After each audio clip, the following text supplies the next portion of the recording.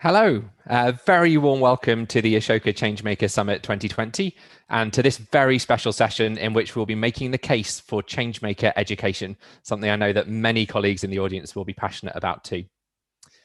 I'm Ollie Newton, I'm Executive Director of the Edge Foundation. We are an education foundation based here in the UK whose mission is to make education more relevant for life and work in the 21st century. Today, I'm here representing Edge and also Ashoka UK and Ireland as we work in partnership to bring Changemaker education to children and young people across that area. So for those of you who are not familiar with the work of Ashoka, or perhaps this is your first session at the summit, we're going to start with a short video about their work.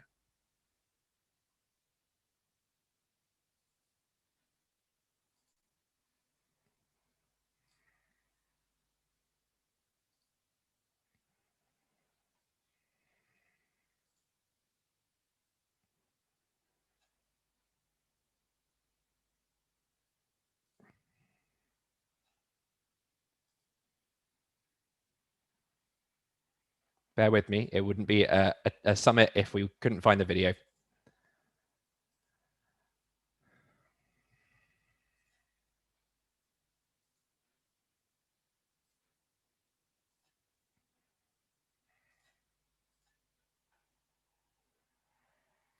Here we go.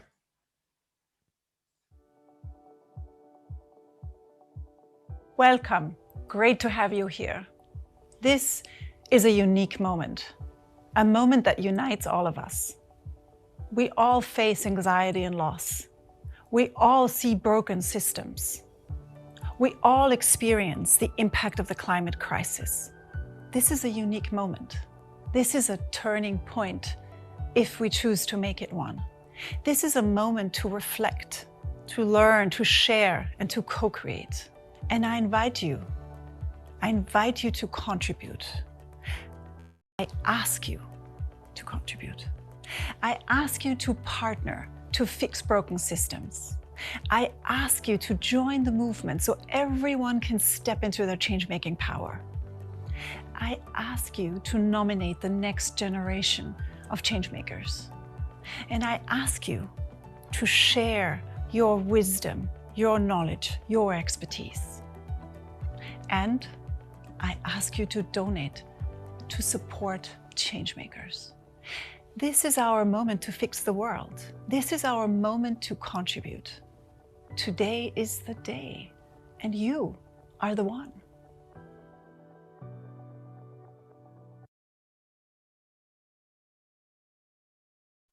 Great, thank you very much for that introduction.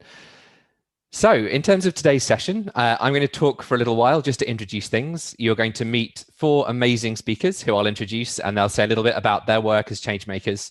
We'll have a chance for panel discussions, and we're going to pick up some audience questions as well. You'll be interacting with us through the Swapcard app. So please keep your questions and thoughts going in the chat there. We'll be picking those up and bringing them into the Q&A as we go through the session. So let's start with this question. Education seems to be working perfectly well, doesn't it? Why do we need to reimagine education for the 21st century? And I wanted to start by turning to one of our amazing young changemakers, Aliyah York, who is in the audience today, founder of Pupil Power. Aliyah has an amazing story in her own right. Here in the UK, we had a series of questions to politicians and government leaders during the corona crisis.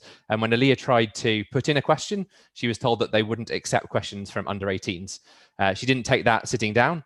And she has been raising money to take the government to court through a judicial review to challenge that on the basis of the UN Commission on Human Rights. So an amazing person in her own right. Aliyah worked with me to interview Lord Knight, who is a former Minister of Schools here in the UK. We're going to put a link in the chat so that you can watch the whole video.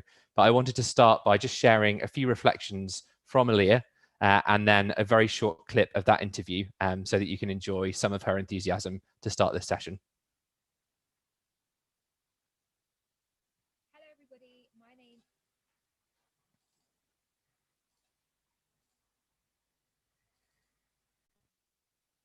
Is Aliyah York, and I am a 17-year-old A-level student here in the UK. I'm also what I would consider an eager changemaker and founder of the youth-led movement Pupil Power.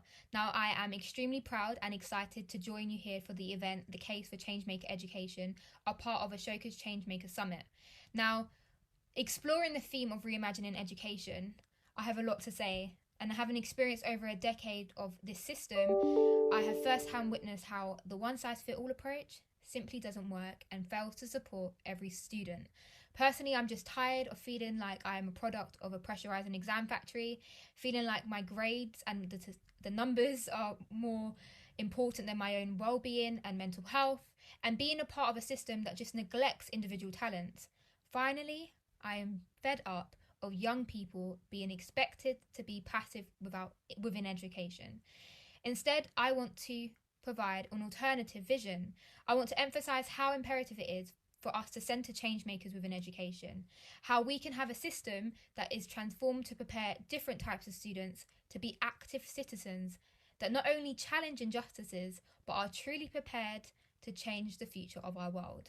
Now, not long ago, I was extremely honoured to have interviewed Lord Jim Knight, a long-serving educational leader who has dedicated his time to fighting against the injustices within education. He and I discussed all things related to reimagining education, and he reiterated, first of all, how important it was for people to take a role in education and to drive forward the change that they wish to see. And that was particularly highlighted through how he was impressed of the impact of groups such as youth-led movements, UK Youth, and Teach the Future.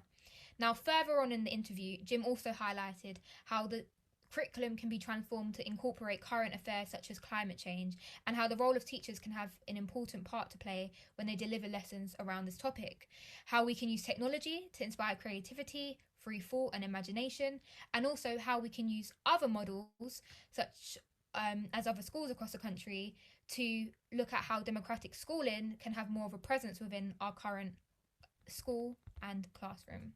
So if you're interested in any of what I just said, a link for the full recorded interview will be shared in the session chat, and you can listen in for more details to hear our thoughts and our ideas. But most importantly, you can engage in the conversation further by taking an active role in playing how you can be a part of educational change. Thank you all.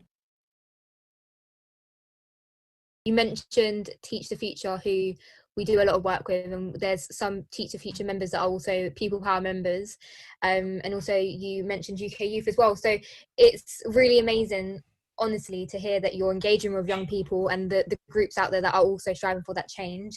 And again, the key word of connecting, it's so kind of magical what we can do when we connect together. So my final last question to you is, in 3 words, what is your vision for education in the 21st century? Flexible, broad, and empowering.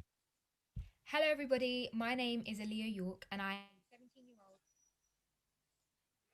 Great, I hope you really enjoyed that as much as I did. I can see from the comments in the chat that people are really enjoying it. So huge thanks to Aliyah, and thank you for joining us as part of this as well. So Edge has done extensive research on what employers are asking for. The UK government's own employer perspective survey back in 2016 showed that 2/3 of employers rated relevant work experience and skills as significant or critical when hiring, but less than half of them looked at academic qualifications through the same prism. The CBI, a big employer organisation here in the UK, their report on Educating the Modern World, which surveyed thousands of employers across the country, showed that over half valued broader skills such as problem solving and creativity, and nearly 3/4 said that they preferred a mix of academic and technical qualifications. Are those the skills that the UK education is currently prioritising? To some extent, perhaps in Scotland and Wales through Curriculum for Excellence and through DYW in Scotland, through the new curriculum that's being developed in Wales, which is going to make strong use of project-based learning and interdisciplinary learning. In England, though, the direction of travel is perhaps in the opposite way: more rote learning, more written exams. One of our great colleagues at the Edge Foundation, Peter Hyman, who's the co-director of Big Education, said in one of our recent Edge events, increasingly employers are qualifications blind. They want problem solvers, people with initiative, those who are brilliant in teams, but that's not what young people are learning in school. What's more, we all know that this is going to be accelerated by the 4th industrial revolution, the high-tech growth, but also the growth in high-touch industries. and also, of course, by this strange year, by lockdown, by the need for greater empathy, greater community spirit. So the need for change from the current system is absolutely clear if education is to truly prepare young people for life and work in the 20th century, just as Aliyah said. But change to what? Many of those core aptitudes that are so in demand, both in professional and personal life, things like creativity, problem solving, empathy, they fall outside the traditional realm of education. I think it's worth saying absolutely that this is not about moving wholesale away from knowledge. Powerful knowledge remains really important, but alongside it, children and young people need those skills to interpret it and to use it for the wider good. So what do parents and teachers say about where we should go? Well, in May this year, Edge ran a big YouGov poll to gauge UK demand for change making as a core component of education, and the results were overwhelmingly in favour. 71% of UK parents want education to enable their children to become change makers, and 80% of teachers wanted the same. When asked whether they want to help pupils to develop values like kindness, empathy, community cohesion, the core of change making, the proportion of teachers in favour rose to 96%. Meanwhile, in a separate poll from August, almost 2/3 of 14 to 19-year-olds like Aliyah agreed that they wanted education to enable them to take action, to activate others to address problems, and to find solutions that benefit all. These skills, teamwork, leadership, social action, empathy, critical thinking, creative problem solving, they're at the heart of Changemaker education and at the heart of our work here at Edge. So we've looked a bit at the case for change. What we wanted today to do is to talk to 4 amazing individuals and representing different organizations around the country to get their perspective on that case and how those change-making skills can be valued and make a huge difference at every stage of education. So without further ado, I'd like to introduce the first of our speakers. Jen Lexmond is an Ashoka Fellow and founder of the amazing Easy Peasy app. Jen, welcome to the stage. Hello, thanks so much for having me. It's great to be with you guys. Yeah, I'm founder and CEO of Easy Peasy, which is an app for parents with young children, which is designed to support all these key foundational skills in the first few years of life. But today I wanted to talk to you guys about parents as the first change makers in our society. And I wanted to share with you some writing that I think describes really well how parents' engagement with their children in the early years shapes the roots of a lot of these change-making skills that we're talking about today. So before I started my own company, Easy Peasy, I worked in social policy research, and at a think tank called Demos, and I had the privilege to work with a range of academics and thinkers on a collection of essays called The Character Inquiry. And so I'm going to share an excerpt from one of these essays from a guy called Sebastian Kramer, a fantastic psychiatrist and pediatrician from the Tavistock Clinic. And his essay is called How Does Insecure Attachment Impair Character Development? So I'm going to read a little bit of that to you. This section is called The Pilot Light of Character. Insecurity is a term from attachment theory and is experienced as danger. Any newborn creature is vulnerable, but the human is the most immature of all mammals, born much earlier than others because of its already massive brain, which still has most of its growing yet to come. While nutrition is necessary for survival, John Bowlby and others showed that the drives to seek and give protection are independent from the need to feed. Being looked after is also a matter of life and death. All healthy infants are born with an optimistic expectation that someone will be there to protect them, and a keen social instinct to reward whoever does it with an intent gaze, remarkable feats of mimicry, and after a few weeks, smiles and laughter.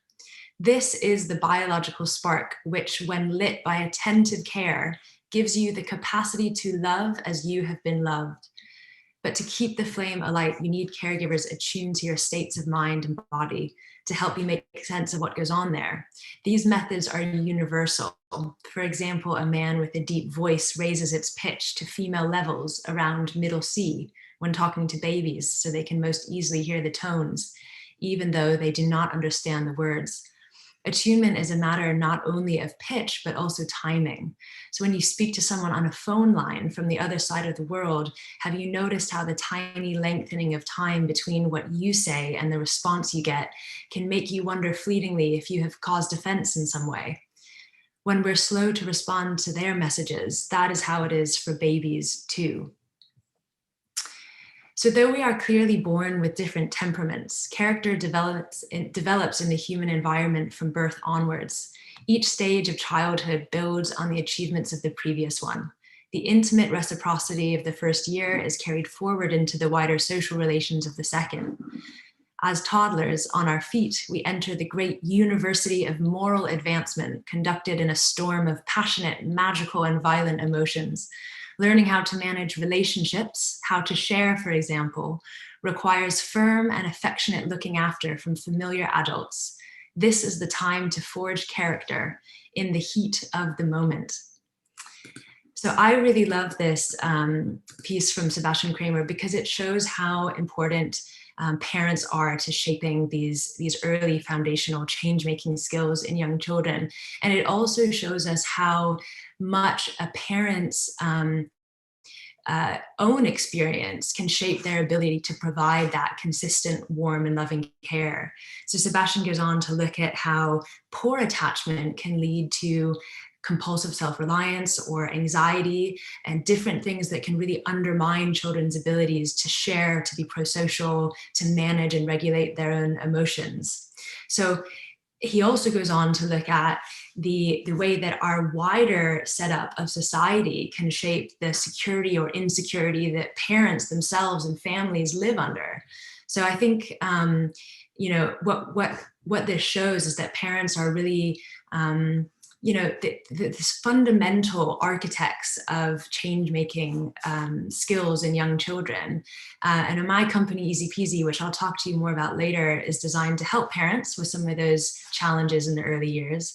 But I think what's clear is that, you know, parents' first job and the children that they turn out into school in those first early years is absolutely crucial to setting up young people with the foundational skills that we want so that they can become change makers into adulthood. Thanks so much. Jen, what a great introduction. Thank you so much. I think everyone in the chat really loved, you know, parents as the first change makers. Such a great point. So thank you, Jen, for joining us. We're going to move up the age range from Jen's amazing work with parents and young children through Easy Peasy. And I'd like to introduce Fiona Collins, who is the network coordinator for DCU in Ireland for Changemaker schools and a principal in her own right as well. Fiona, please could I ask you to join me on stage to make your introductory comments as well. Hi, everybody. Absolutely delighted to be here speaking on this panel. I was so interested that the earlier speakers spoke about empathy, creativity, and empowerment, and Ali spoke or said that these were outside the realm of education nowadays, and I'm here to make the case that they absolutely are not. That what's going on in schools is very much based around these principles, and Ireland is a case in point in how collectively these skills are brought together to create change in education, or in the context of this Reimagine education. I'm delighted this panel has many voices, because all these experiences collectively will show a clearer vision of how education can be transformative from the early years right up until the third level. So from my own experience, and why I'm so invested in change-making education is, as Ali said, I'm the principal of a change-maker school, and our school became a change-maker school in 2014, and the context of the children in which I taught was they came from a very working class community, and I saw the transformative effect of being not only a changemaker school, but also identifying as a changemaker had on the students, the teachers, and the community as a whole. And I became very interested in this process and I suppose what identity building looked like, and also embedding the skills of empathy, creativity, leadership and teamwork across the socioeconomic strata, and how this could really enliven and create change within the education system. I suppose as well, I was very interested in when people are brought together around a common purpose, the purpose being education for change, transformation and empowerment, what can happen. And we were very fortunate in Ireland. So there's 15 Irish primary changemaker schools, and the 15 schools have now been adopted by DCU, so Dublin City University, which is the largest institute of education in Ireland. And they have support from Rethink Ireland to support social innovation. So all three of us together, myself, DCU and Rethink Ireland, have developed a cohesive strategic plan to collectively bring the 15 schools together, curate the work of the 15 schools, and bring the work of the schools to the university, and then to hopefully influence policy making.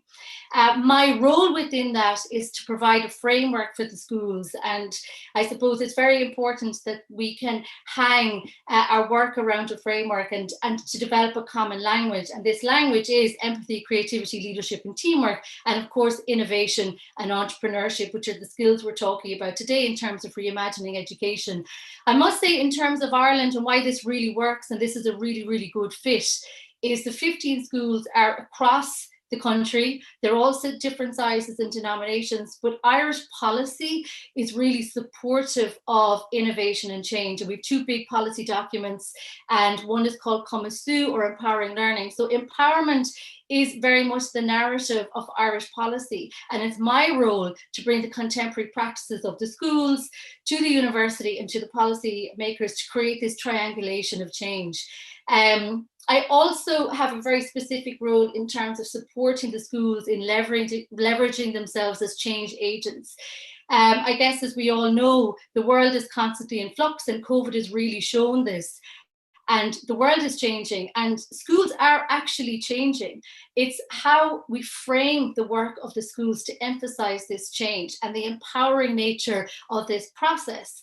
Because if we go from a deficit model that the schools aren't moving, the teachers don't want to move with them, then we will always stay in this oppressed state. And it's my role is to curate all of this work around a common language, around a common mission, around a common theme, to, when leveraged together and supported, to see what kind of value and change there can be in education.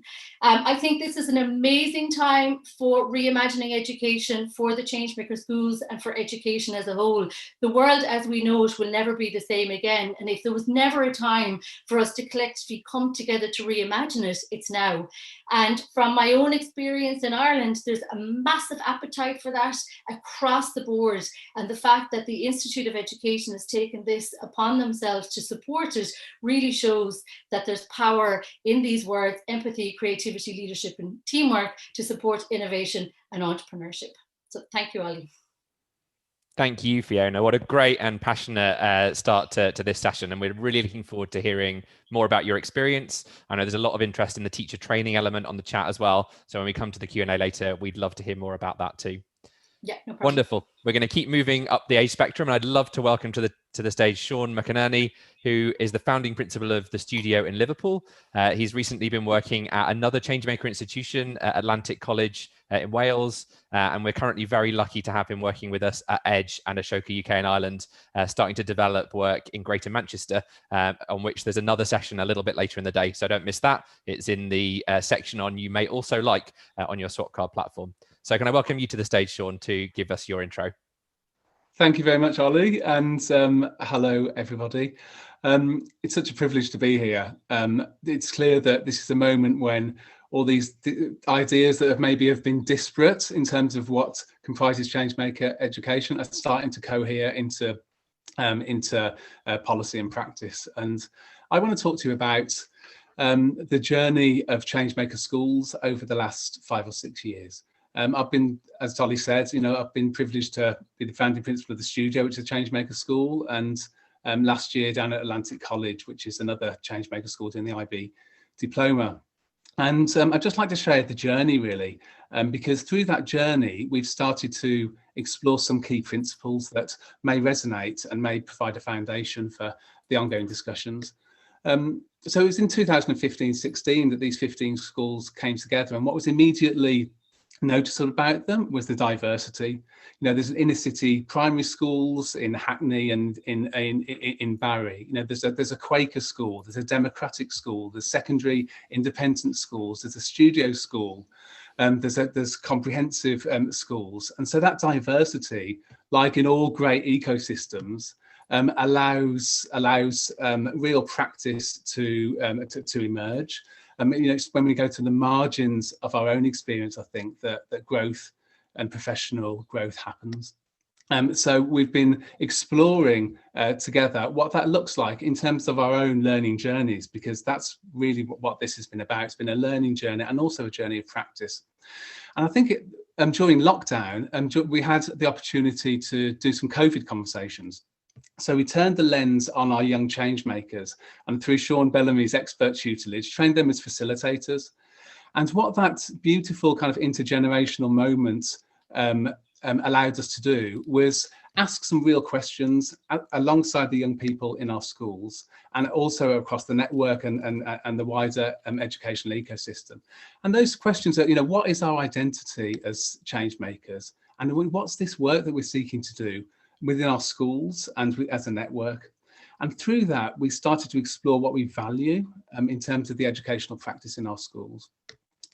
Now, those practices, I think, cohere around 4 different areas. Firstly, right across this diverse network, the first thing that seems really evident is that all these institutions really build from the strengths of their young people and their staff within it. And so they've got very positive climates and intentionally create those positive climates. So rather than plugging deficits, which can be a conventional starting point, it's about building strengths within the culture and practices within the schools. The second thing is that all the schools had really listen and intentionally listen to the students and what their aspirations are, and that's a way of modelling the empathy that we want them to have. Thirdly, there's something about collaboration, and Barrowford School, for example, in Lancashire has a relationships policy as opposed to behaviour policy, and that's a real mark of valuing collaboration over competition. And fourthly, it's about flattening hierarchies that often create distance in schools, and flattening those hierarchies to create connection and strong relationships. And the purpose of that throughout this network of schools seems to be the driving agency of young people. So those practices of agency, collaboration, empathy and deep listening seem to be really evident in all the diversity that exists within the schools that operate. I think it's really true to say that in practice, it looks very different in different schools. And I'm hoping that the network and the conversation that starts today can throw lots more examples as well of what Changemaker education might look like. So for Millfields Primary School in Hackney, it's really about driving human rights and empowering their young people to be activists through that commitment. In Cadoxton School in Barry in South Wales, they've got an incredible junk food project, which is a great example of social innovation driven by students because of their passion about food poverty and sustainability. You know, in my own former school, the Studio, it's about opening up possibilities of real world learning, particularly to drive the agency, autonomy and success of disadvantaged students. In Matthew Moss School, it's a really culturally diverse school in Rochdale. Now, it's about putting transactional analysis at the centre of their school development plan. So taking a really intentional approach to building the sophisticated relationships between young people and adults.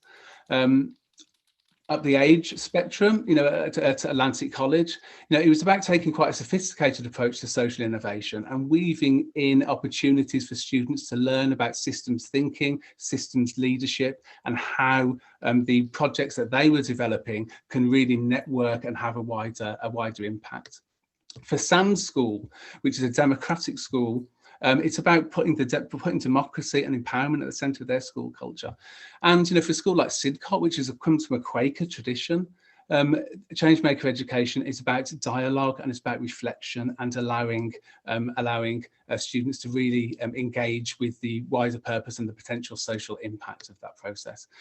And you know, that's just the start of it, really. I mean, for further education colleagues who we hope to engage through this process, and for informal educators for whom Changemaker education is equally relevant, I think it offers an opportunity to create new skills, as Ollie's referred to, that aren't just going to enable young people to thrive in a world of complexity and uncertainty, but it makes them adaptable for the workforce that we're entering.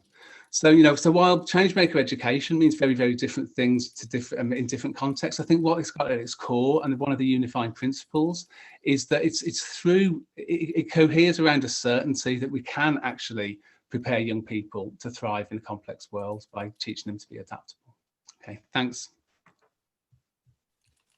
That's wonderful. Thank you so much, Sean, and thank you for giving us that certainty in an uncertain world. Brilliant to have you with you, and I'm really looking forward to sharing some more of your amazing work in the Q&A.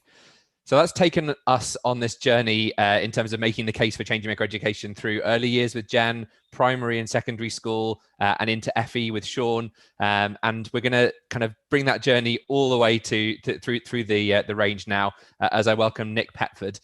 Nick is Vice Chancellor and CEO of the University of Northampton, one of the 2 Ashoka U campuses based here in the United Kingdom. Nick, welcome. We're really looking forward to hearing what you have to say. That's great. Well, thank you. Thanks, Ollie, and good morning, everybody. This is a great opportunity for me, really, to reflect on the practical benefits of change making, and based on what we've learned at Northampton over the last 7 years in relation to 3 audiences: that's students, it's the staff, and it's the community in which we operate. So at a strategic level, University of Northampton is committed to making a positive environmental, cultural and financial impact nationally and globally. Change making enables us to do this through the idea of social innovation. It's encouraging students and staff to think differently about their world and their purpose in it.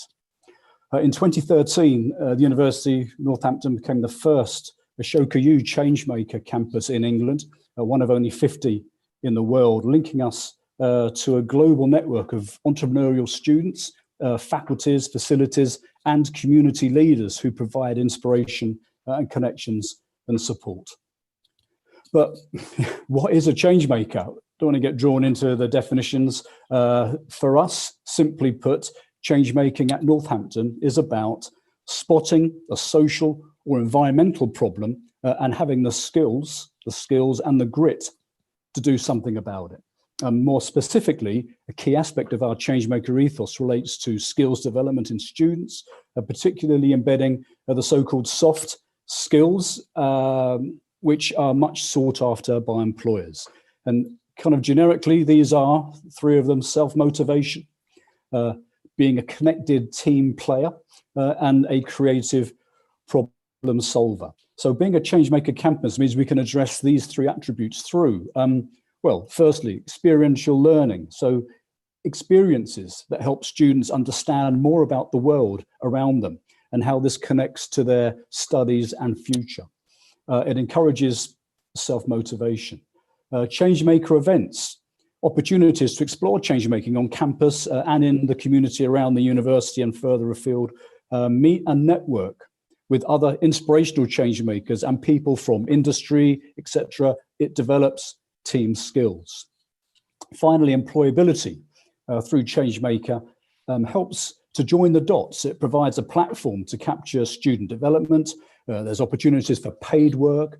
We have an award to celebrate success and help students understand how Changemaker thinking can provide solutions for global problems, including, as we heard in the video at the beginning, climate change and reductions in inequality.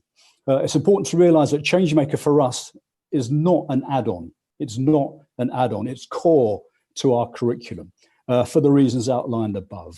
And it was cited as a key reason the University of Northampton was awarded gold in the recent government assessment of teaching in universities, the TEF or TEF. As well as providing an outlet for research activities for staff, and I should mention that research and teaching in early years and special educational needs, SEN at the university, are sector leading, allows us to walk the talk, especially regarding community action as vital elements. It provides an opportunity, being a Changemaker campus, to work more closely with Changemaker schools in England in the way that Fiona has described in Ireland, and that's something I'd be keen to take further on the back of this meeting if people are interested. So let me end with a topical example of how students and staff and community have come together magnificently in recent months under the Changemaker banner. And I'm talking about our response to the COVID crisis, which has been both bold and wide-ranging.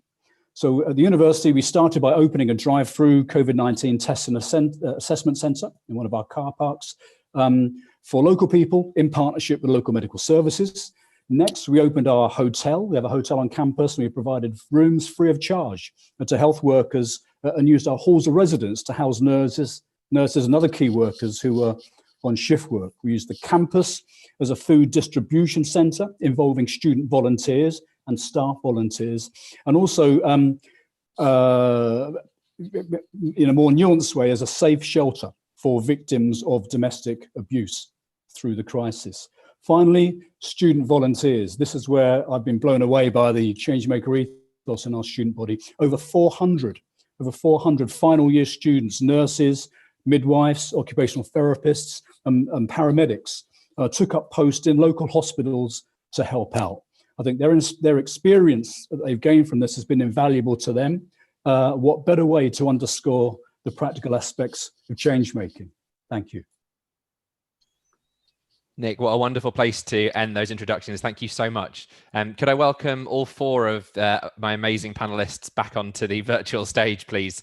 And just to remind colleagues who are in the audience, please keep the chat going. I know there's a great conversation going in there. Keep adding your questions in as well, because it's now my turn to start to quiz these amazing people as we continue to build the case for Changemaker education.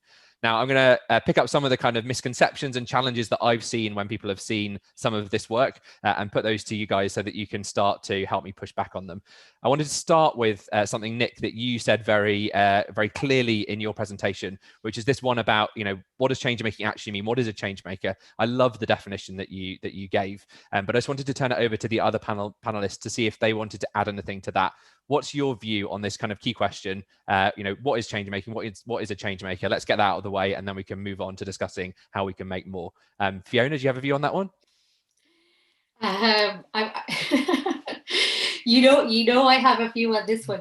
I was in a school last Wednesday, and it became very clear to me what a change maker was, or what change making education was, on a very practical sense. And they attached the values or the four pillars of what a changemaker school is, or what changemaker skills are, which are empathy, creativity, leadership, and teamwork. And they attached that to their ethos.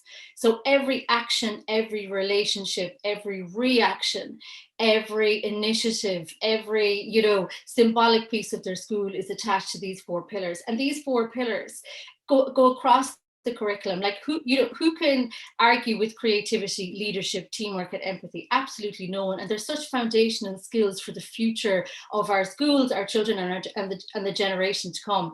But in terms of what a change maker is, and I suppose when someone asks me that, I say, what's education? What's creativity? What is empathy? What does the word reimagine mean to you? And how we frame it here in Ireland in terms of the DCU Changemaker Schools Network is a change maker is someone with the skills and confidence to lead social change in their home, school, or community. And that kind of gets more embedded as we go along within the process. But yeah, that's the view here. But it's a complicated one. I can empathise with you there. Brilliant answer, Fiona. Thank you. And I think I really loved how you connected the big skills that can frame the vision for an institution down to what we see in the kind of changemaker individuals. And just to kind of pick up a misconception, so we're not talking here about necessarily creating like mini Dragon's Den entrepreneurs. This is much more about that broader set of skills that would be for all young people to kind of take part in social change. Sean, is that how you view it from kind of your experience on the front line? Absolutely is, yeah.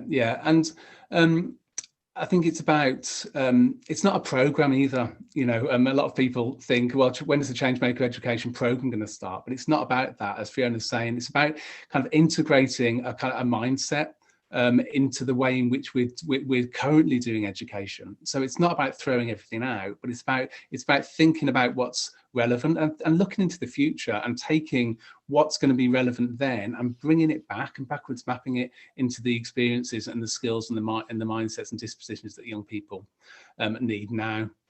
And you know, there's some interesting research that's come out of Ashoka. There's a McKinsey report that looked at the meta skills that are going to be really relevant and important in the world of work of the future. And they map so beautifully, actually, onto the skills that Fiona just outlined around teamwork and collaborative problem solving and empathy and an agency. And so there's nothing outside the system here. I think it's very definitely central and integrated into the system. Now, how it works, as I was saying earlier, is going to be different in different environments, but it's about ethos, it's about culture, it's about practice, it's about the way in which we engage with students. And then it's opening up those opportunities within the curriculum to allow those skills to be developed. And those opportunities do exist, as we've seen in the existence of the Changemaker schools already. Brilliant point, Sean. Thank you. So again, a really nice reassuring message there for kind of teachers and educators on this session. You know, it's not about throwing everything out. It's about drawing out the strands of what people are already doing, really emphasizing these kind of skills. Jen, did you want to come in on that point about, you know, what is a change maker in your kind of in the early years space? Yeah, I mean, I agree with what the other panelists have said. You know, there's change maker qualities of being able to identify positive changes that we could make to our society, and then having the relevant capacities and skills to go out and seek and create that change. And I think what I want to share, and what I was sharing in that excerpt, is a little bit about what those fundamental that the foundation of those skills, where that really comes from. So young children having the basic level of security, the formation of a secure base in which to develop the space to have concern for others, that to understand and work with a caregiver to regulate distress and learn how to manage distress and have concern for others, is that initial security that a young child can get through a secure attachment that allows them to go out and explore, to try things, to make mistakes and bounce back, to learn how to share, to regulate unhappy emotions. That is that process of how these things develop that I'm particularly interested, but couldn't agree more with the definitions shared by the other panelists. Beautifully put, Jen. And I wanted to ask you something to kind of build on that a little bit, which is another misconception that I've come across in this work. So, you know, why is it important to start with this in the early years? Like I can see the case for change in an FE college where young people might be going out and taking part in kind of social action projects, but you're not saying that kind of toddlers are going to be kind of doing that, are you? Why kind of start this early?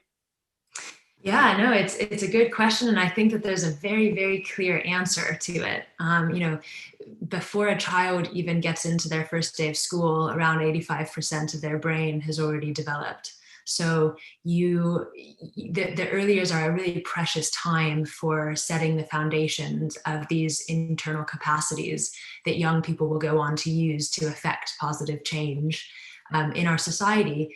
And you know, the reason that parents are so crucial here is their ability to help manage their child's distress, to attune with them in that way where they're aligning perfectly and helping to build that trust in that child. Those are difficult things to do.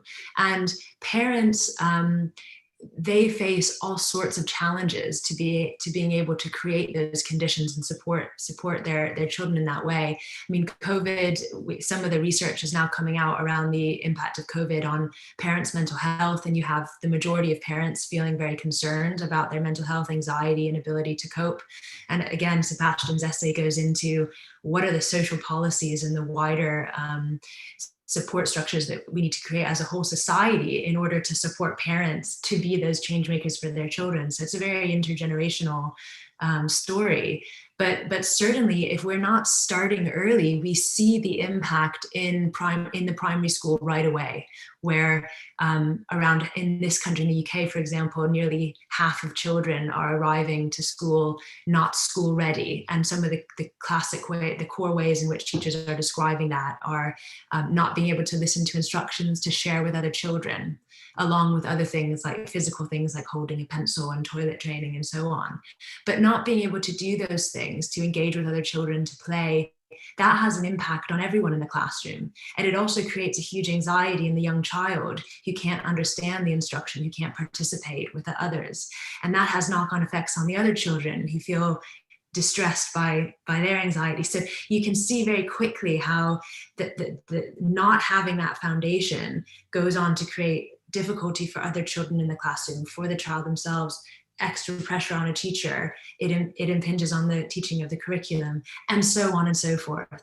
So working in the early years and supporting parents is not only important for those reasons, but also when you look at the return on the investment of time and effort, fantastic place to invest resources in the early years and for parents. So I think it's a big, important area to add into this debate.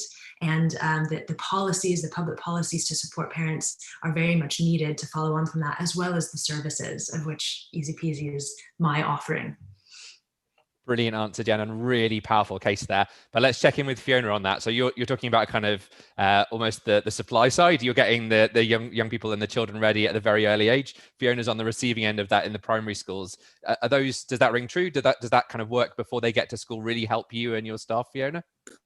Yeah, so I have a TED talk on this, actually, building school readiness in the inner city. I don't have that many people that have watched it. Maybe this is my moment. This is a huge concern, obviously, in education across the board. But in terms of tying it into change-making education and connecting with parents, and the work that we're doing with our community. So the idea is when the teachers, because we're in the foundational embedding phase in terms of the network with the schools, when the teachers in the schools are fully identifying with being a change maker, that the children can, complete the sentence, I'm a change maker in a homeschooling community, and the identity is very clear across the board, and children know what it is to be a change maker and to be part of a change maker school. The idea then that this passes on to the families and the communities, so that the families, I can transform my children's world, however big or small, by I can support the work of the school in developing empathy, creativity, leadership, and teamwork.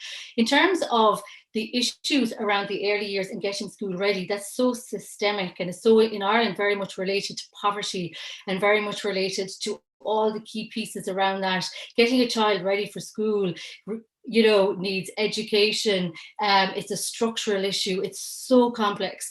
And I think, the role within the primary schools is when you're looking at pupil agency and voice and adopting the Changemaker philosophy and supporting children through an education that's meaningful, that we're not perpetuating this cycle, that when these children become parents themselves, that they're locked in this kind of trap.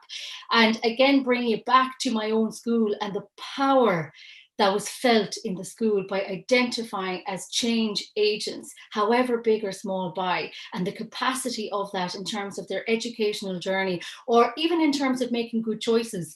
There's something presented to me here, that might be negative.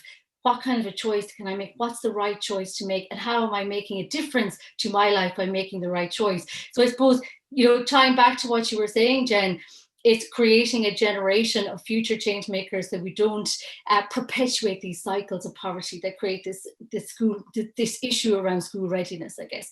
And I think, drawing back to it again, I think it's really important, while I speak, when I'm framing my work with the Changemaker schools, I in a way make sure that the message is simplified and tangible and relatable.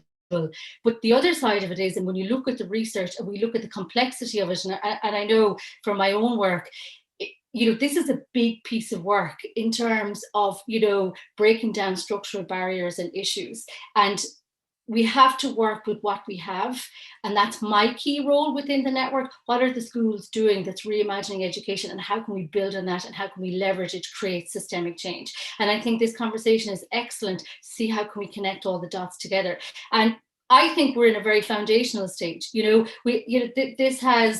been speaking about this for a few years, but we're at a very crucial, pivotal point here. And I think if we connect all of the pieces, how interesting will this conversation be in a year's time, in 5 years' time, and in 10 years' time? And then we'd be really able to answer some of the questions that are coming up.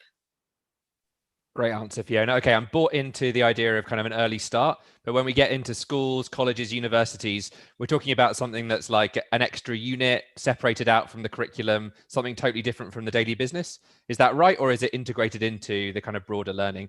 Nick, do you want to pick that one up first from the kind of HE perspective? I will, but just briefly, just to support the discussion previously about the early years, we've done a lot of work through our early years research team, looking at the first 1,001 days of a child's life project with the United Nations. Actually ties into some of their most recent SDGs. It's just critical. If you get that bit wrong, the first 3 years, I'm not saying the drawbridge is closed, but it's much more difficult then as the child progresses into Fiona's and Sean's world, and then ultimately mine, to make that real difference. So absolutely agree with the importance of early years in change making, and parents' role in that as well. Just simple things like reading to a child, nursery rhymes, it can make so much difference. And quality food, sounds ridiculous, but the poverty issue is strong. Decent nutrition is absolutely critical as well. Anyway, so so they've scrolled forward, 18, 19, 20 at a university. I think I made it hopefully clear in my little summary that this isn't an add-on for us. It's not just we got a whole bunch of stuff, the general curriculum, oh, by the way, if you want to do it, you can sort of take time out as a hobby to do some Changemaker stuff. This is woven in to the DNA of the university, this whole Changemaker ethos. Why would we do that? Well, bluntly, there's some self-interest here, because the better that we can upskill our students for the world that awaits them, the better we do in a whole lot of metrics. And that sounds mercenary, right? That's not the reason we do it. But there is a self-interested piece here. Everybody benefits. It's not why we do it. We do it because ultimately we believe in the idea that young people coming to university, to all universities, need to be trained, if that's the right word, in a slightly different way. I mean, education has been brilliant in the UK, around the world. But not much has shifted in 700, 800, 900, maybe even 1,000 years. I mean, students are still taught in big classrooms around a timetable that's based on the agricultural economy before the Industrial Revolution in Britain. And here you are talking about the fourth Industrial Revolution. There's some real lags in the education system at all levels. And so to us, Changemaker, without throwing it all away, because there's some brilliant stuff that's out there, how do we take a 21st century view of what education needs to be at all levels through the lens of change making? I think that's an exciting prospect for us all. Great answer, Nick. Thank you so much. And Sean, just bringing it back into kind of secondary school, college area, is that true as well for you? Is this something that's integrated more broadly, or is this like a separate curriculum unit that happens on a Thursday afternoon? Yeah, I think the integration is key. And I think there's a space here to introduce some new practice around the way in which we view social mobility in education. I mean, the purpose of really pouring investment into early years is so that we can break cycles of poverty and inequality. And I think Changemaker education has a role in this as well.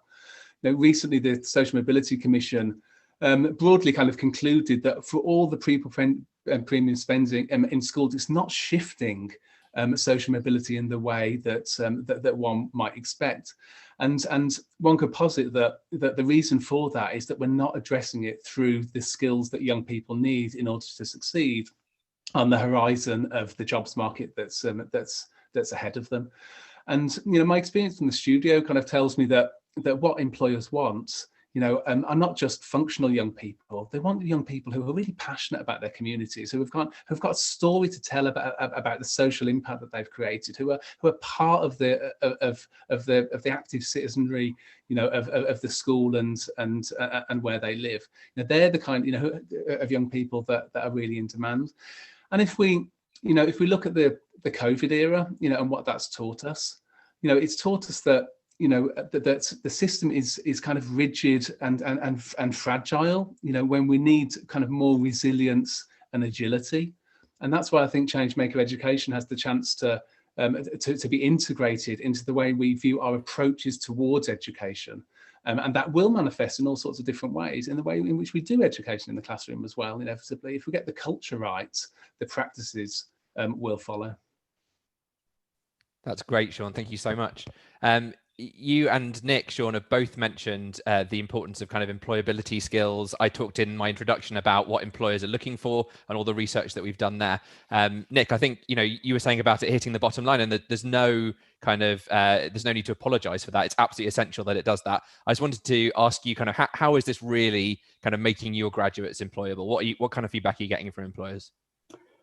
Well, we were, without blowing our own trumpets, back in 2014 and 15, one of the top universities in the UK for employability. The problem is it's how it's measured. There's a disturbing trend. When I say how it's measured, this is the central government, the DfE. Universities are now under the Department for Education. There seems to be a view developing that employability is good if you leave a university and earn 80, 90, £100,000 straight away as a lawyer in a top city firm.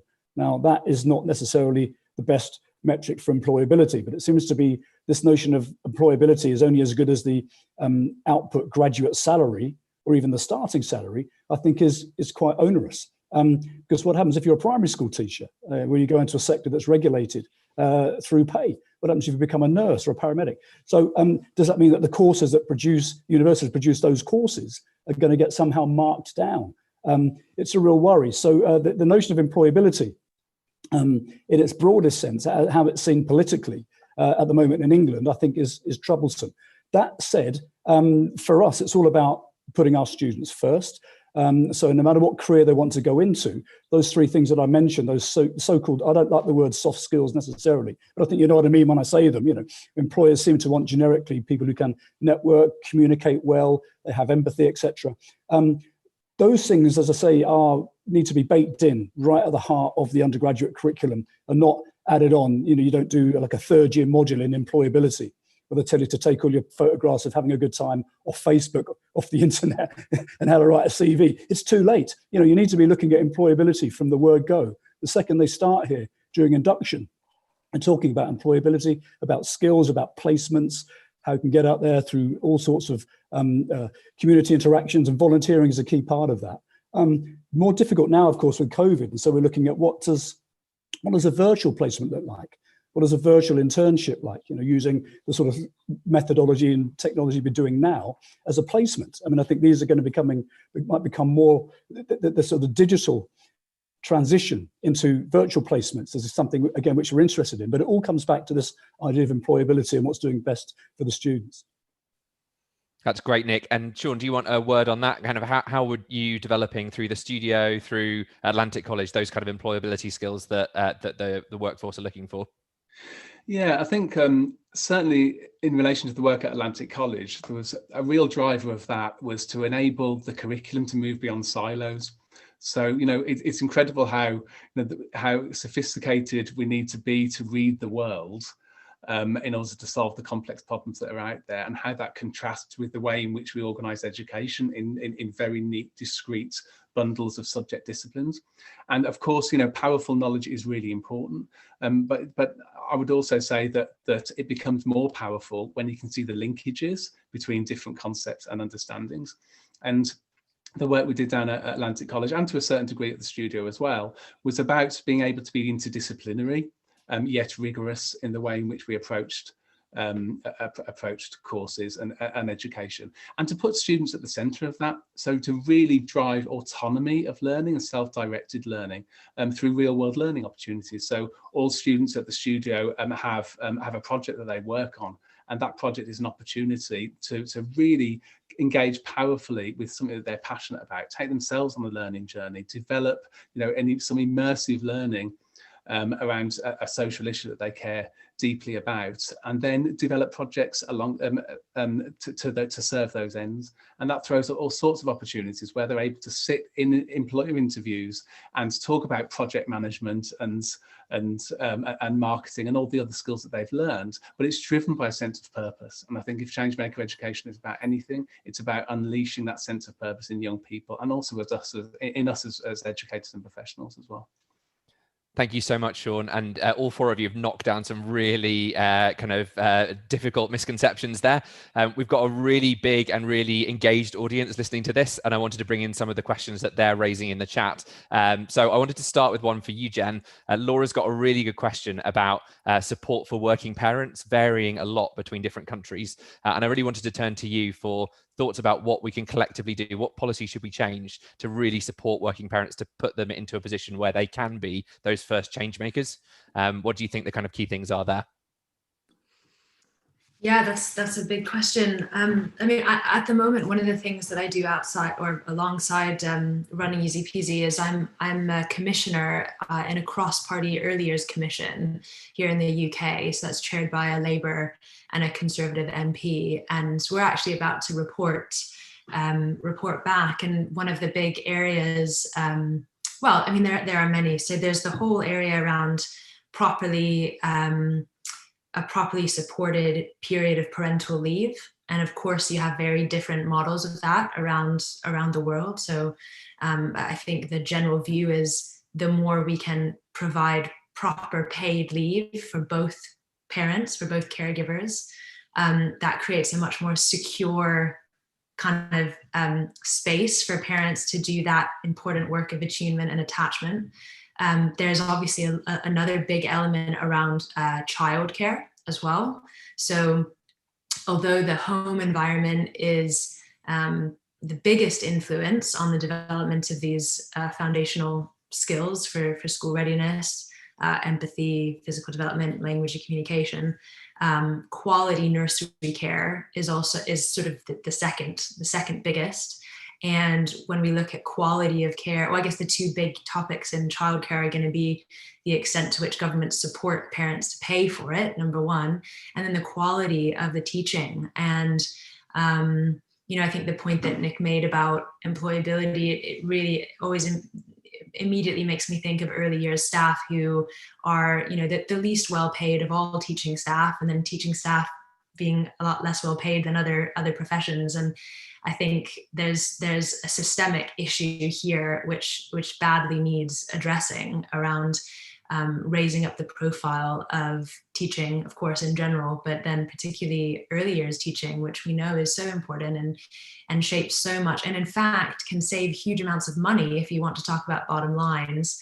The cost of lack of school readiness in a classroom is, I think that a very recent YouGov research study was showing around £10,000 per reception class per year, and when you multiply that, you end up with millions and millions of pounds. So that's the second area. The third area that I would just highlight in this response is around support for parents within the home environment, and that is much more where Easy Peasy sits, the company that I started. The home environment is this kind of, I see it from a public policy point of view as like the big greenfield area where there just isn't a huge amount of policy and service development and innovation. But we know it's the biggest influence on children's early development for all the reasons that we've talked about. So services and support for parents in the home, whether that's through peer-to-peer home visiting, or like what Easy Peasy does, a digital service that helps to inspire and support parents through challenges and help to improve the quality and quantity of interactions between parents and their children. That can have a huge impact on this space, and it can be done really cheaply, to be honest, especially if you can utilize digital scalable innovations. So I think that those would be a few of the different areas that I would say would be kind of key to look at for supporting parents from a public policy and service innovation point of view. Brilliant. Great manifesto, Jen. I absolutely love that answer. So we're going to ask a question now from Louisa, who was really taken by our stat from the polling of teachers about how important they thought that this area of change-making education is. And she's asked us why teacher training institutions aren't necessarily kind of adapting quickly to take that on board. So I wanted to come first to Fiona to say a bit about how you have worked to do that. And then Sean, perhaps I could come to you to say a bit about what we're hoping to do as we take this forward as well. Fiona. So that primarily is my role. And I suppose just before I go into it, I think we don't often talk about the people stuff, the emotional intelligence and the social and emotional skills, and touching on what you were saying, Jen, which are key for relationships and to create that kind of impact. And my role is building on that to create a network or a community of practice or a professional learning community, where our ultimate goal is to improve the lives of the children in our schools. And to do that, to have agency and to encourage empowerment, we need to create a culture and a climate, just as you were talking about, Sean, that in which teachers feel empowered, in which teachers feel they have agency. So this complex interchange between kind of the school culture and climate and the systems in which we all operate, that works to, you know, develop these skills with our children and again encourage empowerment and agency. But just in terms, going back to your question, and in terms of in what way does this lead into the work of the university? So I've been tasked with the role of curating the work of these 15 Changemaker schools. So I spend my days working with the schools, supporting them to frame their work as changemaking leadership and practice, to look at ways to encourage student agency and voice, to look at ways to empower their pupils, to look at what's innovative in their practices, to look at what actions they have or what relationships they're creating that embody empathy. Then my job is supporting the language around this, because the common language in this network is very key, because this is a central theme to this, because this is what helps it all make sense, and supporting the schools to do this. And then I curate the stories of the schools. I support the schools in this work. And then the idea is when these 15 schools, and bear in mind, I'm still in the foundational stage of this, when these 15 schools come together and between them there's 5,000 children, what way can we leverage this work and how powerful can that be? So my idea is in the next few months, when we do have all the schools kind of singing from the same hymn sheet or on a level playing field, so all of their work is framed, the language is embedded, the students know what they're doing, why they're a Changemaker school. Bearing in mind, they all have been nominated and chosen as Changemaker schools, that seeing the power within that. And in terms of linking this to the university, so the university is extremely interested in contemporary practices, is extremely interested in the work of professional learning communities. And learning communities, you know, across the world, there's been so much research being done on the benefit of that and the benefits of sharing practice. So the idea is we bring this work into the university and show what Changemaker education looks like and see how this can influence teachers as they come out, and through it then do research, do evaluation, monitor impact, and constantly reflect on the work that we're doing. So I suppose the university, DCU, is really interested in this work, but just like everyone is saying, we're still in this foundational piece, and academic institutions don't take things on without there being very research demonstrated, without, you know, there being a sense of an appetite for it. And it's my role to prove that, and I will prove it. Mark my words, I'll prove it. But I have already done lectures with postgraduate students. I have brought outdoor learning into the university.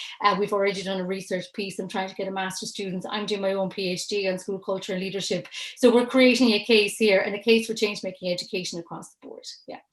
Brilliant, Fiona. Thank you. Changemaking in action there. You heard it here first. She's going to prove it. Sean, what are we doing to expand that amazing work? Just great to hear that, Fiona, and how you know, how you're blazing a trail there in Ireland, and there's going to be lessons to be learned there.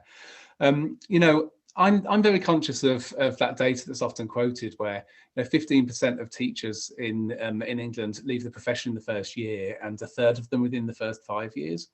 And, you know, are we asking the right questions, you know, as a profession about why that is, and is an underlying cause of that a lack of purpose? You know, we all go into the profession with, you know, wanting to change the world. You know, that's what drives us. We want to kind of transform the lives and opportunities of young people. And, you know, and I think the experience of early career teachers is that they run up against, you know, a set of expectations that squeeze out, in many cases, the reconnection with that sense of purpose.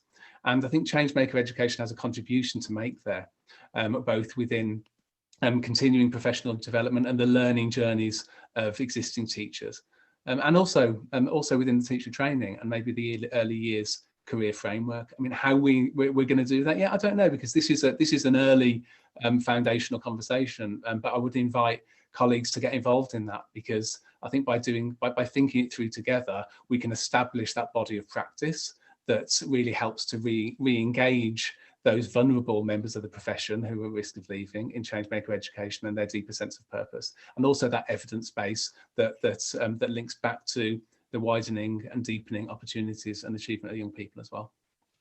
Great answer, Sean. Thank you. So we've had a couple of questions from Azin and Yesim about the Changemaker Schools Network. So I wanted to just stick with you, Sean, just to come back to that theme. So just tell us a little bit more about that, but also for schools outside that, can they not get involved? Or is this about schools, colleges, universities getting involved, whether they're kind of officially part of that network or not? Sean.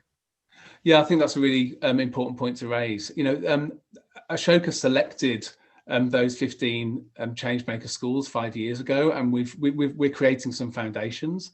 But this is, you know, those schools are the start of the journey, I think.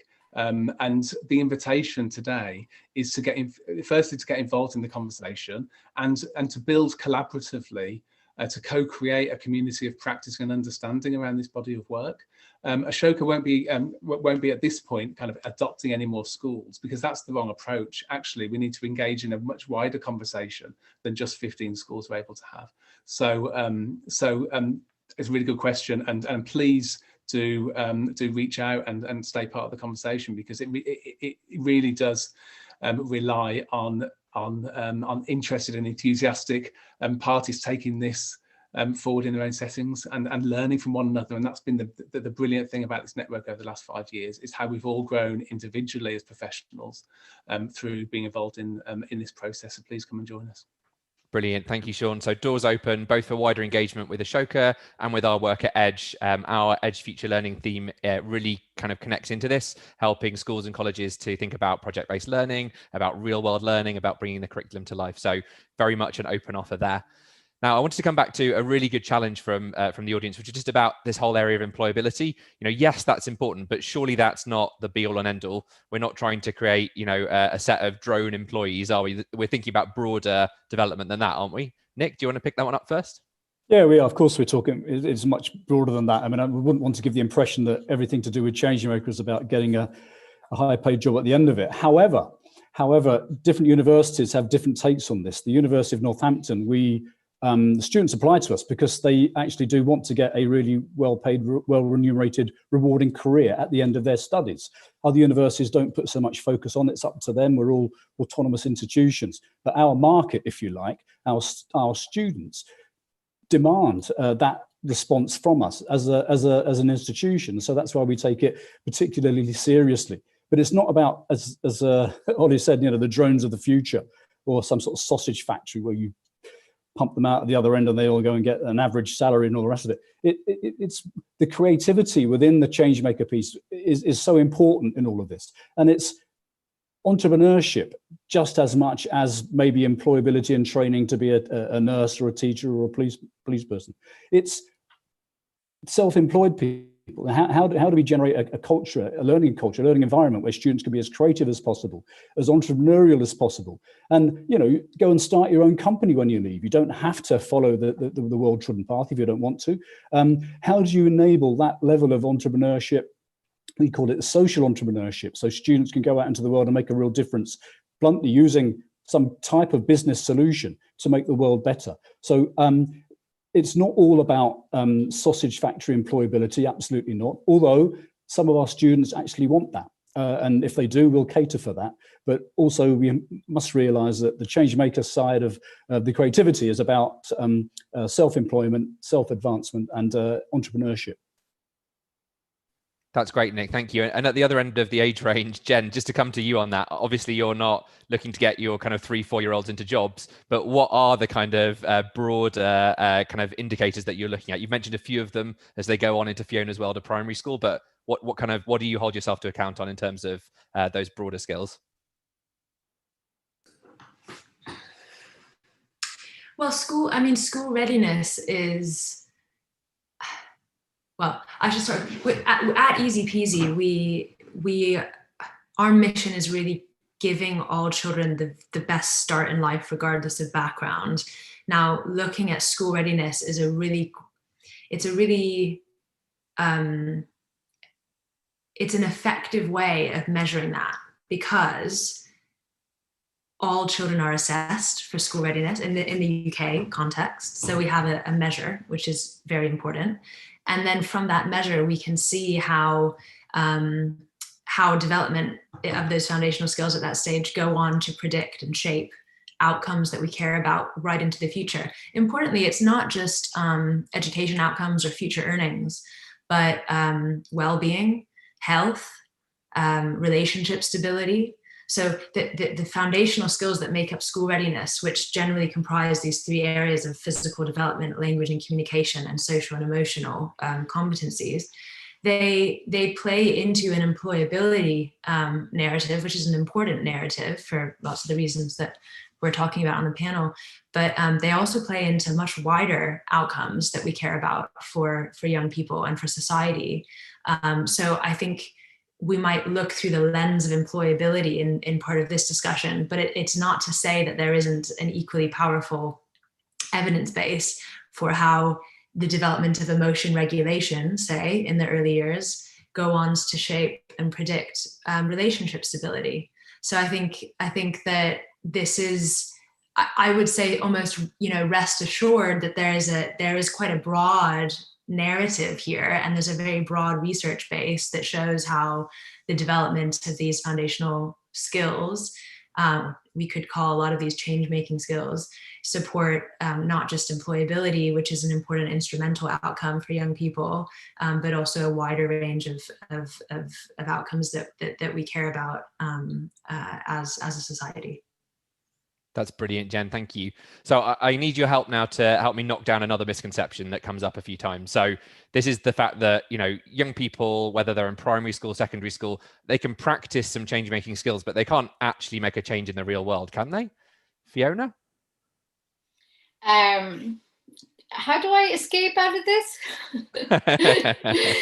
Well, I absolutely fundamentally disagree with absolutely everything that you say. I suppose, Paulo Freire said it in the 70s, education is for transformation. And I am a real believer in schools as spaces where children can be change agents, where education and schools can, change societies and change systems. And schools are very powerful places, and they're not neutral. And very often the tensions that are in society are played out in schools. So if teachers and schools and, boards and management of schools are thinking this higher level of how do we create or how do we sustain our students in this, in this process of being a change agent, where they feel empowered to create, the change that I'm often asked this question, because when I brought this up first with my schools, it was like, I don't know if my students can, tackle climate change. They're only 5, and I'm saying, did that child, recycle their yoga carton today? That's a change maker. It's starting small. It's building from what children know, building from what children are already doing, building from what teachers are already doing, and then scaffolding around that within the 4 pillars, and then supporting it to lead transformation around innovation. What does entrepreneurship look within this lens? It's however big or small, we can transform our world. And if we get, again, going back to what I was saying originally, if we start from a deficit, which is this is too big to do, what does this all mean? Then we're never going to make the change. It's already happening. Let's bring it together. And, you were saying there about, because the schools have been nominated originally by Ashoka, the idea in Ireland is when the 15 schools are leveraged around this and create a collective voice, which really emphasizes education as transformation and children as agents of change and teachers as agents of change, that we will have a website and we will have a forum where any school can get involved.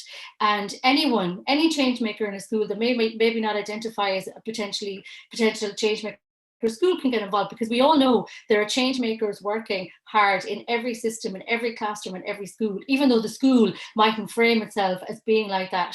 And it is our goal. Ireland's a small country, and it's really taking this on. And if the universities are looking at it as a potential for change, if the policymakers are looking at it as a potential for change, and if the schools are working on it, then it's framing it and putting the language around it and leveraging it and making this something really real. So yeah, anyone can do it. Very easy. Amazing. Wonderful, passionate response as always, Fiona. What about from your experience, Sean? And I think we saw a wonderful example of the power of young change makers in the video interview you trailed at the beginning, Ali, where Aliyah interviewed Jim Knight. And that's just one of many examples. We've got Olivia Clark as our co-lead team on the work that Ashoka are doing around everyone being a change maker in Manchester. You know, an 18-year-old who was the inspiration behind every single young person in Greater Manchester getting a free bus pass. You know, this isn't talking about change making. This is actually enacting policy change that makes a huge difference to young people. And, you know, I'm always struck by a Kurt Hahn quote, who was the founder of Atlantic College, and also has been a great inspiration to British schools like XP. You know, and he says, you know, there's more in us than we know. And if we could just be made to see that, then perhaps for the rest of our lives, we'll be unwilling to settle for anything less. And, you know, as educators, you know, maybe our primary duty is, you know, to reveal and allow young people to reveal everything that's within them. And just to pick up on the previous point as well, yes, that is about being an employer, but I'm struck by how that skill set that make you a successful employee is actually, you know, exactly the same skill set as being a successful father, husband, citizen, friend. Because what we're moving towards is a new world, really, where social relations are much more distributive. We're more conscious of relationships. They're less of a top-down world, more of a bottom-up world that requires us to be much more self-aware, much more collaborative. And that is absolutely as relevant and so important, I think, in the frame of enabling and empowering confident, thriving young people to function well in every realm of their life. And, you know, I think the thinking out of Ashoka particularly is starting to frame this as a new literacy. You know, change making is a new literacy because there's a sense of urgency and importance around this. You know, if we, those young people who can respond to the way in which the world is changing, you know, potentially have the ability to write their own stories onto that. Those that aren't able to respond and read that, you know, aren't going to be able to write their own stories onto that. And that's why I think it's so it's such a compelling narrative to involve young people centrally, right at the heart of our aspirations for what this movement can be. Thank you, Sean. So you've made a really compelling case, the four of you, for change-making education at every stage. And I think that the flavour of the comments now in the discussion is about how do we make it happen. We've got a great question from Lord Knight after his little cameo on my video, asking about, you know, does this have to be a policy change or can we do this from a grassroots level? We've got a great question from Nick about, you know, what ideas do we have for kind of short-circuiting the policy process, making this happen as fast as we can. So I wanted to come to each of you and just take your thoughts about what we need to do, either at a grassroots level or at a policy level, to make all of the amazing things you've been talking about happen. Jen, can I start with you? Yeah, I mean, the reason I left the world of public policy is because I got too frustrated with the process of trying to make change at that level. Not that I think we should abandon it, and I think it's an incredibly important lever. But I also think that there are huge opportunities to create the change that we want through the grassroots approach. And, you know, with Easy Peasy,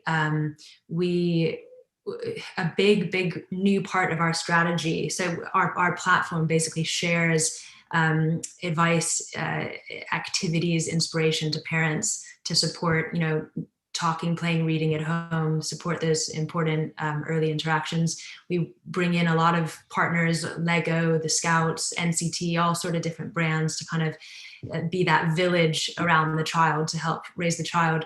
And what we've recently done is open up our platform so that parents themselves are able to create and share their own tips and secrets with others, with each other in the community. And that's really important. I'm really excited about how this is gonna change our platform. We've supported about 80,000 families, and we really want to scale that.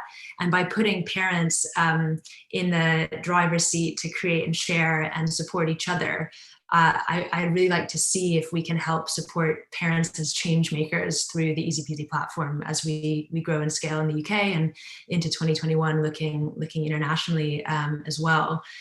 So certainly I think grassroots, and I would say digital is a huge opportunity to support grassroots peer-to-peer support right now in particular, but more as a general trend.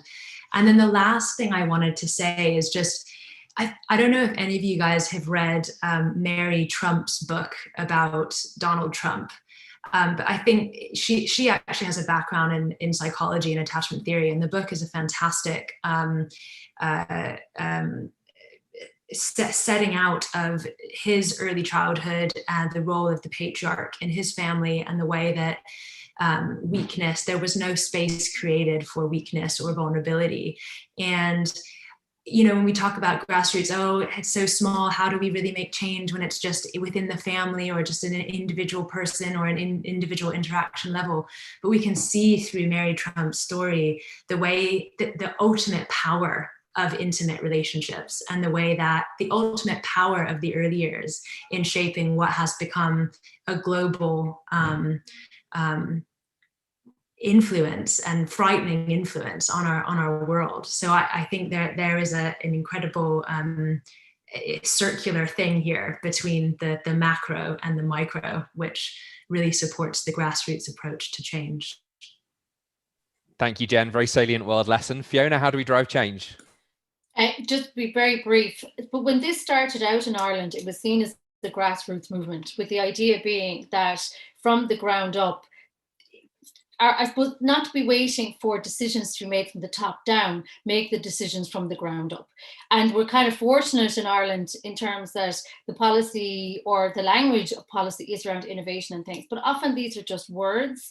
I think it's more important to see the work in practice on the ground. And there's this triangulation piece that I keep talking about, and that's kind of where I see my role. It's looking at this work on the ground, this grassroots work, curating it, bring it to the university, supporting policy around it, and bringing it all together. Otherwise, it's just words. Like, words in a policy document mean absolutely nothing if teachers do not know A, what they are, or B, what does it actually mean. And the work that I do is looking at what's going on in the schools around these practices, sharing that information, supporting and networking the schools around this, and then bringing it all together.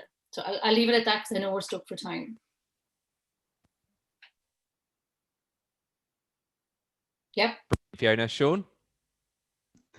Yeah, I think it's really significant to recognise that part of this new world we're entering is that it's a yes and world, not an either or world. And I've spent significant parts of my career trying to ride two horses simultaneously, satisfy all the Ofsted criteria, whilst at the same time looking for those spaces of opportunity within which in which a student agency and relational learning can grow.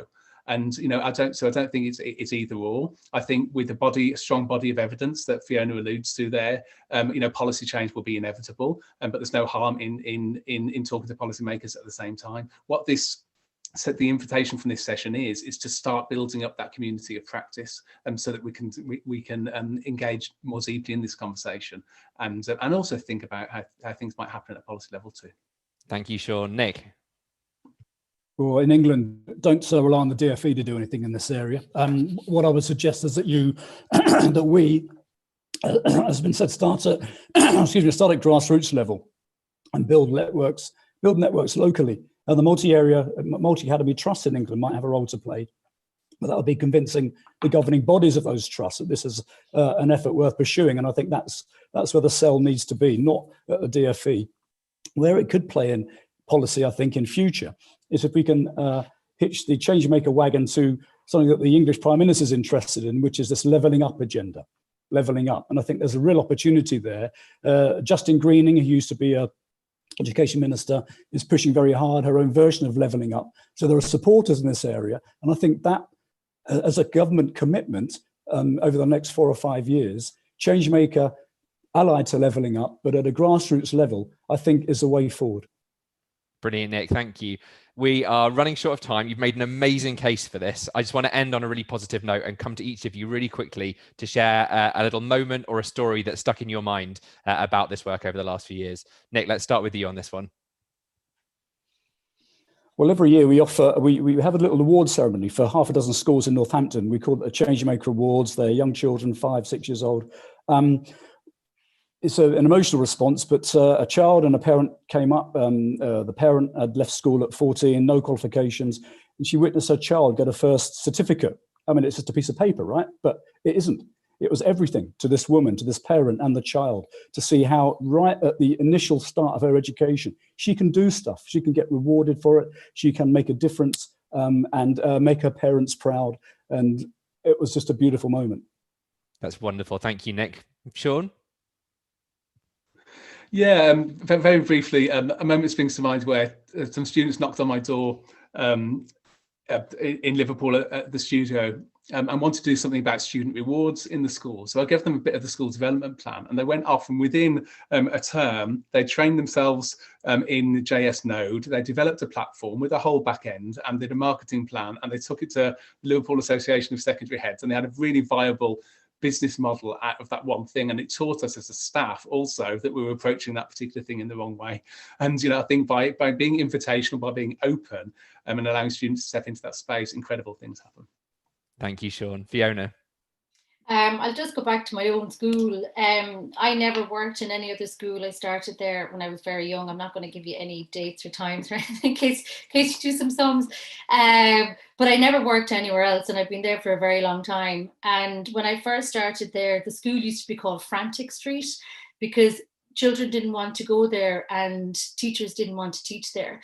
And when I became principal, I worked really hard to change so many different aspects of it, but I always felt like an outlier, like I was doing things different to the system. I had to really reinvent the curriculum to suit the needs of the children. I had to revitalize the whole school based on the context of the community in which the children lived.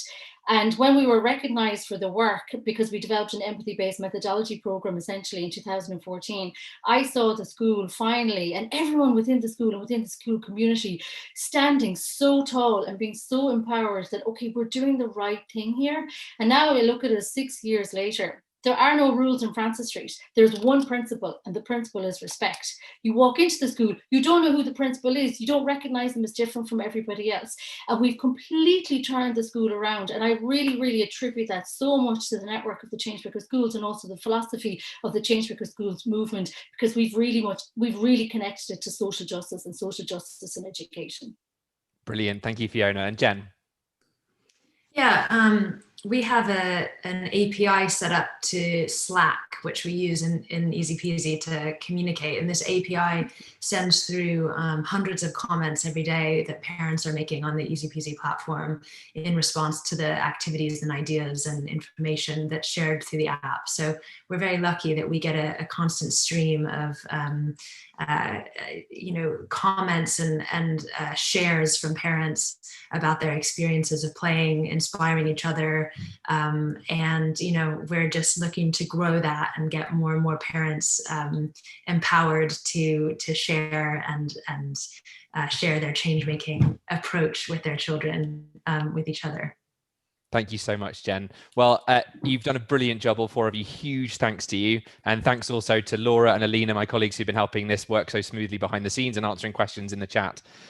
In terms of next steps, I'd really encourage you to go and watch the full version of that interview with Aliyah and Jim Knight. The link is in the chat. We're going to come on in a little while's time to a session on Manchester and the work that Sean has trailed there. You can see Sean and me again there if you're keen to see more of us. We have obviously an ongoing series of Ashoka events which you can look at the swap card for. We're going to put a link in the chat to an opportunity to sign up if you'd like to know more and potentially be part of the ongoing conversation here. So please do that. And finally, to plug an Edge event on this same theme as well. On the 9th of December, we've got our Edge Christmas lecture. We'll be looking at this through the lens of climate change and the environment. We'll be welcoming Sir Tim Smith, who founded the Eden Project, to talk about why that should be central to education. Thank you so much to the panel. Thank you so much to the audience for your time today.